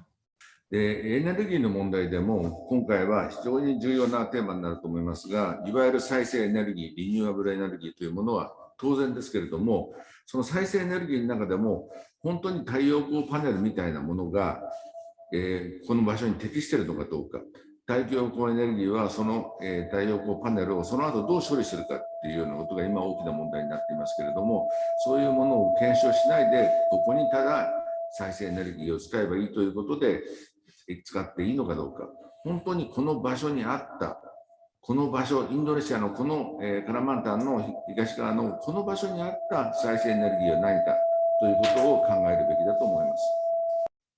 Untuk IKN yang baru, ibu kota negara kita yang baru di Kalimantan, tentunya saya melihat perlunya Indonesia memfokuskan diri kepada energi yang terbarukan atau renewable energy. Misalnya mengenai tayo panel itu panel solar matahari, sinar matahari, tayo panel. Untuk panel sinar matahari tersebut memang bagus, tetapi kita harus pikirkan juga itu ada masa waktunya beberapa puluh tahun. Setelah itu so what? Ya, jadi setelah itu apakah akan dibuang, dan ini menjadi permasalahan sendiri juga di Jepang saat ini. Kalau solar panel itu kemudian dibuang, dan tidak semudah apa yang kita pikirkan sebelumnya, bagaimana itu membuang hal-hal ini, termasuk juga baterainya juga nantinya, bagaimana daur ulangnya. Oleh karena itu sangat penting mungkin bagi Indonesia untuk memfokuskan energi di bidang energi terbarukan, karena memang keberadaannya juga di Kalimantan yang sangat dekat dengan alam itu sangat bagus sekali. それから水の問題も非常に大きな問題です。これからの都市というのはもう世界中で水という問題が一番大きな問題になると言われています。例えば国の単位でもおそらく水というものが一番大きな問題になって、例えば中国でも水の問題というもので、これから中国の経済は非常に大きな危機に達するというふうな意見もあります。その水をですね、普通の今までの水道システムでいいのかどうか。水のというのは人間の命に関わる非常に重要なものですから、その水の循環のシステム、インドネシアというのは僕は雨が多い、それは素晴らしいことです。その雨が多いということをうまく利用して、その自然の循環というものをもう一回リデザインする必要があると思います。Mengenai air juga sangat penting sekali bagi kehidupan manusia, dan air pun juga ada memiliki masalah juga. Bagaimana kita bisa membagi satu sama lain, membuat satu sistem kesinambungan akan kebutuhan air tersebut, baik kehidupan, baik untuk hal-hal yang lain juga, untuk industri dan sebagainya. Oleh karena itu air juga perlu kita pikirkan bersama, supaya selain untuk energi yang ada, perputaran kehidupan manusia, perputaran kehidupan yang ada, mungkin perlu diperhatikan penggunaan air untuk masa mendatang, karena masalah ini pun tampaknya juga sudah mulai terasa di Cina mengenai kebutuhan air yang sangat besar, pembagiannya bagaimana dan sebagainya. Itu mungkin bisa diperhatikan juga oleh Indonesia dalam pembangunan IKN di Kalimantan. それから建物を作る材料の問題もですね、今まで20世紀はコンクリートと鉄というもので作るのが当たり前だったんですけれども、この首都は本当にコンクリートと鉄で作っていいのかどうか。せっかく森があるんだから、その森の木を再利用してできないか、その土をどういうふうに建築に利用できないかどうか、そういうふうに材料においても世界の今までの都市と全く違うものがここではできるんじゃないかと僕は思っています。 Kemudian mengenai arsitek atau pembangunan desain yang ada juga, karena Kalimantan saya tahu itu tentu banyak sekali hutan, banyak sekali kayu, dan itu mungkin bisa menjadi sumber utama bagi pembangunan yang ada di ibu kota negara dibandingkan dengan konkret, karena dengan konkret, dengan hal-hal yang buatan manusia itu nantinya juga apabila untuk perbaikan, untuk dibongkar dan sebagainya, itu juga akan mengganggu kelestarian alam juga. Jadi mungkin bisa dipertimbangkan untuk menggunakan hal-hal yang ada di alam yang ada di Kalimantan sehingga menjadi ibu kota negara yang sangat cantik nantinya. それからもう一つ、今までの20世紀の都市と違うべきなのは、ICT テクノロジー、IT テクノロジーの使い方です。20世紀の都市ができた、20世紀の一番最初にできたときは、もう、IC テクノロジーなんていうのは存在しないで、固定電話だけしかない時代にそういう都市はできているわけです。固定電話しかないときは、一つの箱の中にたくさんの人間が働く、それが一番効率的だと考えられてたんですけど、今の ICT のテクノロジーを持っては、箱の中にいる必要はない、外で働くこともできる、公園の中で仕事をしててもいい、家で仕事をしててもいい、そういう時代の時に、今までの都市と同じ姿のものであってはいけないと思います。Demikian juga dengan ICT atau informasi teknologi dengan internet yang ada, digital yang ada, kita harus perhatikan juga hal itu karena itu membuat keadaan menjadi lain lagi, zaman yang lain. Di mana dulu itu kita masih pakai kote denwa, itu masih pakai telepon yang di rumah, yang telepon kabel. Pada saat ini itu kita sudah bisa pakai handphone, bisa pakai ponsel, dan kita bisa connect satu sama lain, bisa bekerja di rumah, bekerja dimanapun. Hal-hal tersebut juga tentunya bisa mempengaruhi desain, arsitek, pembangunan yang ada bagi IKN, sehingga nantinya kehidupan di IKN itu, di ibu kota negara yang baru itu tentu akan, menurut saya akan berlainan dengan keadaan zaman sekarang. でその昔のテクノロジー、電話しかなかった時代には、都市というものは機能によって分ける必要がありました。それぞれ住宅って機能とか事務所って機能とか文化施設って機能によって分ける必要があったんですけども、今の新しいテクノロジーは機能によってそういうふうな場所を分ける必要がなくなった。もっと全部が混在していい、混じり合っていい。それから車の、交通に関しても、今は車が AI もあるし、それから自動運転もあるし、車が今までのように道路というスペースを必要としなくなった。そういう意味で、道路とそれから緑っていうのは混在してもいい。そういういろんな意味での混在が今は可能になっています。その新しいテクノロジーがその混在を可能にしている。そういう時代に合った新しい絵を描かなくてはいけないと思います。Dengan teknologi yang ada sekarang ini, kita lihat saja misalnya transportasi, ya, transportasi itu sudah bisa lewat udara dengan kalau di Jepang pun juga sudah ada mulai uji coba, sudah beberapa tahun terakhir ini uji coba kendaraan udara, kemudian juga perpindahan yang sangat fleksibel. Jadi jalanan juga mungkin tidak perlu seperti sekarang ada ini, dalam arti semuanya itu bisa sebagai dampak dari teknologi yang ada pada saat ini. Ya. Kemajuan teknologi yang ada saat ini itu justru kita bisa fokuskan bagaimana ibu kota negara ini lebih kompak lagi. Kalau dulu itu terpisah bara-bara satu sama lain, mungkin bisa dibuat lebih kompak, dan sementara orangnya pun juga tidak perlu bekerja di tempat tersebut karena dengan kemajuan teknologi bisa work from home, ya, bisa bekerja dimanapun, sehingga konektivitas itu bisa dimanfaatkan dengan lebih baik lagi. Artinya apa? Artinya dengan memanfaatkan konektivitas yang baik tersebut, sedangkan kita juga berada di Kalimantan yang penuh dengan kehijauan, itu kita bisa menekankan pula keadaan alam yang asli dan cantik tersebut, sehingga bisa menghasilkan satu daya tarik yang sangat luar biasa, bukan hanya bagi Indonesia, nanti bagi dunia juga kemungkinan akan berkunjung ke sana. それから多様性というのも20世紀の初めにはない考え方でした。すべての新しい都市の絵はいろんな種類の人たちを入れるという考え方は全くなくて、基本的には都市というのはエリートのための場所、西洋人のエリートのための場所でした。ところが今重要なのはいろんな人がたくさんみんな平和に暮らせる街、それから人間以外の生物、例えば動物、ここいっぱいいるわけですけど、動物とか植物とかそういう人間以外の生物も平和に暮らしていける。人間だけが幸せになればいいんではなくて、いろいろなもの、生物がみんな幸せになれるとしてなきゃいけない。これも20世紀の初めには誰も思いつかなかった考え方でした。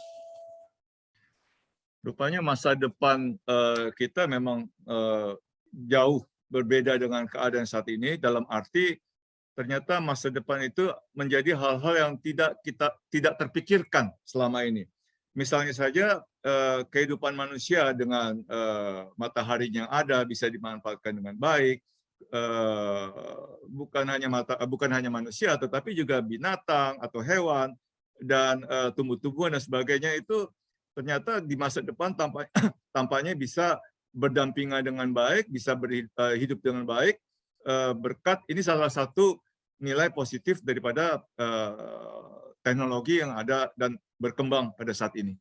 そういう多様性ということを考える上では、インドネシアというのは僕は非常にある意味では恵まれた場所だと思います。インドネシアもともといろんな多様性がある、島もたくさんあるし、いろいろな人たち、種類の人たちが住んでいるし、でそれぞれの場所、村、町で多様な生活文化があった。そういうインドネシアだからこそ世界に向かって多様性というものを発信する、多様性というものを実現するということのリーダーになれると私は信じています。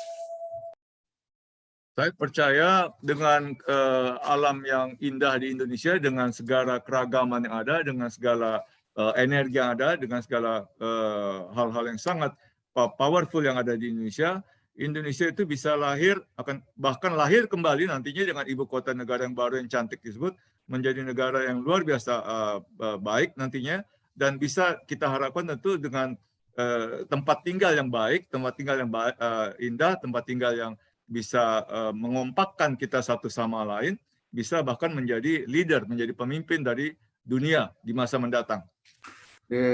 そういう多様性の思想というのは僕は私アジアというものの基本的な考えだと思います。西洋っていうものが西ウエストが基本的には多様性というものを重要視しないで、一つの価値によって、経済を回してきて文化を回してきた。ところがアジアは多様性というものでいろいろな人たちが平和に生きていた場所です。で西洋が今までの都市アーバンデザインを、担ってきた、リードしてきた。でこれからはやっぱりアジアがそういうアーバンデザインのリーダーにならなきゃいけないというふうに僕は思います。そういう意味で、このヌサンタラは新しいアジアの都市というもののモデルを世界に見せる絶好の場所で、それはアジアだから多様性が見せられる、アジアだからみんなの平和が見せられるということだと思います。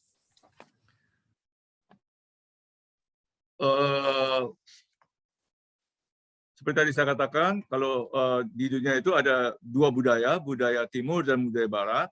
Budaya baratnya terkenal dengan urbannya, dengan kemajuan yang ada, kemudian budaya timurnya dengan keasrian alam yang ada, ditambah juga dengan hewa itu artinya damai, rasa damai yang ada.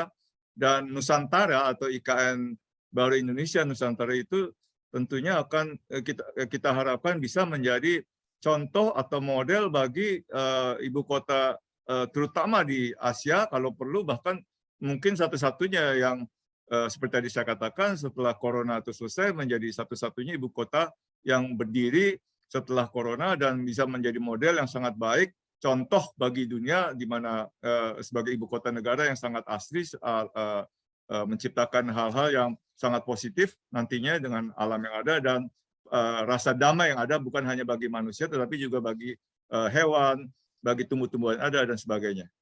まあ時間で僕の話も終わりにしなきゃいけないんですけども、一番大事な点は初めてのコロナの後の私はこれは都市計画になるべきだ。今までの都市計画とは全く違ったものになるべきだ。それはアジアというものの価値を表に出したものになるべきだということであります。それが、私の皆さんに対するメッセージです。Sekali lagi saya ingin menekankan karena waktunya juga saya tidak akan berpanjang lebar. IKN yang ada di Indonesia ini sangat penting sekali karena saya yakin nantinya akan menjadi satu contoh, satu harapan bagi kemajuan Indonesia, perkembangan hidup manusia ini bisa survive di masa pandemi corona ini dan berbeda dengan negara-negara lain, bahkan menjadi contoh bagi negara lain untuk lebih baik lagi dalam pembangunan negara yang bersangkutan. Terima kasih. Terima kasih. Baik, terima kasih Mr. Kengokuma. Berikut kita akan memasuki acara tanya jawab, tetapi sebelum tanya jawab ada beberapa pertanyaan yang masuk kepada kami dan akan kami bacakan.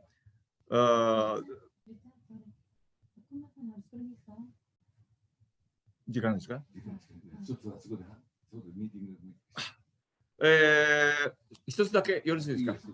Satu pertanyaan, mohon maaf, mendadak tadi ada sekretarisnya datang karena ada tamu, jadi ada meeting lagi bagi Mr. Kayokuma. Ada satu pertanyaan, yaitu Nihongo de, mokuzo to setsusoku desu ne, take no shibarikata desu ne. 日本の伝統的な縛り方とか接続とかと、インドネシア、ジャワ島とかバリ島の接続とかどういう違いですか？それはですね、そもそも日本では竹は飾りにだけ使っていて、そういう竹を構造に柱に使うってことはやってなかったんです。で、それやらなかった。だから日本は飾りだけだった。でもジャワ島とかインドネシアでは竹を本当に柱に使ったり構造に使ったりして建物を建ててきた伝統があるから、僕はその伝統は素晴らしい伝統だと思うので、そういう部分も生かした部分があったらば、インドネシアの文化というものの象徴になると思います。Tadi pertanyaan saya kepada Mr. Kayokuma sebetulnya, apa bedanya antara cara mengkonek kayu satu sama lain dan atau mengikat bambu satu sama lain di antara budaya yang ada di Jepang dengan budaya yang ada di Indonesia. Jawabannya Kayokuma adalah kalau di Indonesia mungkin itu juga digunakan untuk pembangunan, untuk infrastruktur dan sebagainya. Tapi kalau di Jepang itu lebih kepada fokusnya lebih kepada kazari. Kazari itu lebih kepada hiasan. Itu bedanya antara kayu dan bambu yang digunakan baik di Jepang maupun di Indonesia. Oke.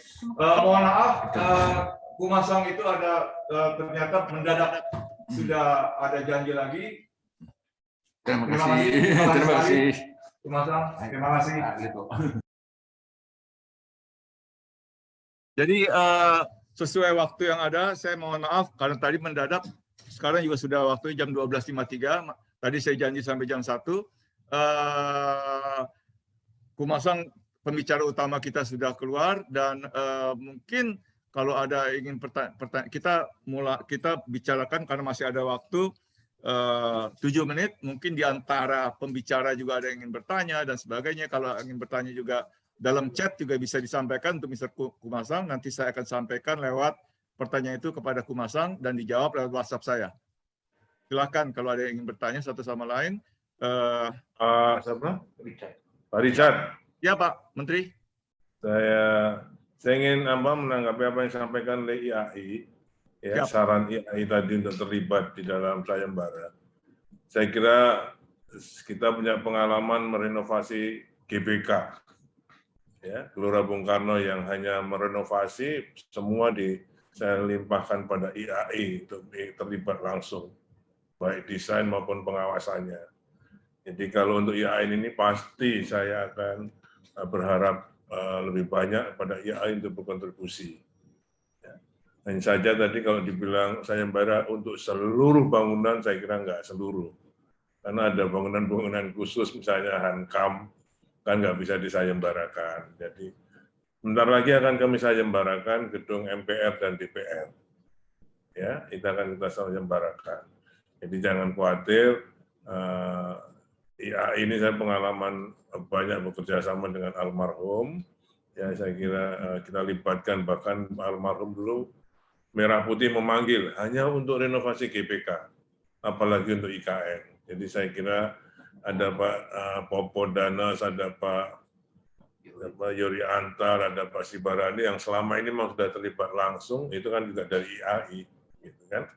Jadi secara formal maupun informal, IAI pasti sudah terlibat. Bahkan Presiden pun mewanti-wanti saya akan melibatkan semua arsitek di Indonesia. Jadi jangan khawatir itu. Yang kedua, saya sangat terkesan dengan harapan Pak Kayokuma.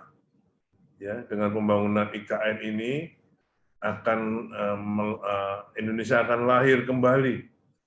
Bayangkan itu. Karena Jepang menyampaikan bahwa IKN ini bisa melahirkan Indonesia lagi, membangkitkan Indonesia.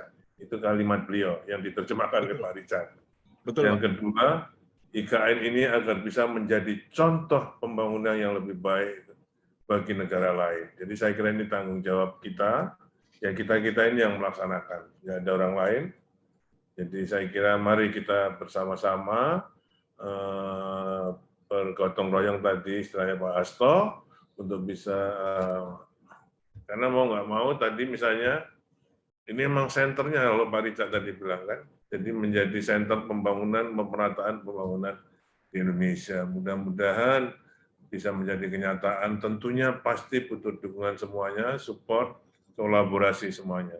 Saya kira itu Pak Richard, Pak Andi Arafat, jangan khawatir, nanti saya akan undang. Bapak IAI sudah ngirim surat pada saya untuk bersilaturahim. Saya welcome, saya sedang diatur waktunya. Terima kasih. Kurang lebih saya mohon maaf. Saya terima kasih pada Pak Richard yang telah mengorganisasi ini. Terima kasih Pak Popo, Pak Jori, Pak Sibarani, dan yang lainnya yang telah berkontribusi dalam webinar ini. Ini bisa kita lakukan, apalagi sekarang undang-undangnya sudah disahkan, jadi kita nggak ada lagi Betul, Pak. ketertutupan itu. Buka semua, oke? Ya, terima kasih. Terima kasih Pak Bas, terima kasih Pak Menteri. Terima kasih Pak Menteri. Baik Pak Menteri, terima kasih Pak Menteri. Dengan ini tepat juga menjelang jam 1 waktu Tokyo. Pak Menteri, terima kasih sekali waktunya. Mohon maaf atas kesulitan teknis di awalnya. Dan seperti dikatakan Mr. Keng Okuma itu, mudah-mudahan kita bisa menjadi contoh bukan hanya bagi Asia, tapi bagi dunia. Apalagi yang pertama sebagai ibu kota setelah Corona, atau pada saat Corona kita bangun, itu suatu kebanggaan seperti bagi kita. Dan kita juga berada di Kalimantan yang sangat asli, sangat cantik dengan hutan yang ada dan sebagainya. Sekali lagi terima kasih buat semua pembicara, untuk Pak Hasto juga, untuk Pak Sibarani, untuk Pak Yori Antar, Pak Popo, dan Pak Harapan. Semoga kita semua, serta juga para teman-teman yang bergabung di sini, mohon maaf sebesar-besarnya karena meluber kita punya peserta pada saat ini. Next time kita akan coba lagi dengan Pak Menteri, kita akan coba dengan tokoh-tokoh top dari Jepang juga kita akan sampaikan kepada untuk kemajuan dan perkembangan merah putih tercinta kita. Terima kasih, sampai jumpa pada seminar mendatang. Terima kasih Pak Richard. Terima kasih. Terima kasih Bapak Ibu. Terima kasih Pak Hasto, terima kasih. Terima kasih Pak Bas. Itu luar biasa sekali Pak Hasto tadi.